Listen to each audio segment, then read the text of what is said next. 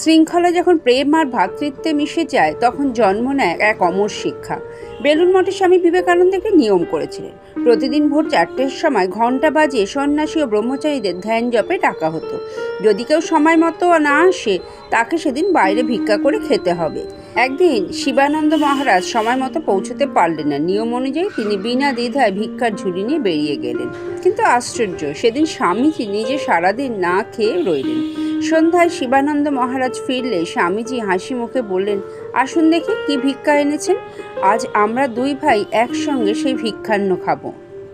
শিবানন্দ মহারাজ শাস্তি এড়িয়ে যাননি, বরং বিনা দ্বিধায় ভিক্ষা করতে বেরিয়েছিলেন। এটা তার সততা ও দায়িত্ববোধের পরিচয় বহন করে। এই কাহিনীটি আমাদের এই শিক্ষা দেয় যে আধ্যাত্মিক জীবন বা সাধারণ জীবন নিয়মানুবর্তিতা আর শৃঙ্খলা ছাড়া উন্নতি সম্ভব নয়। ভিডিওটি দেখার জন্য ও আমাদের পাশে থাকার জন্য অসংখ্য ধন্যবাদ।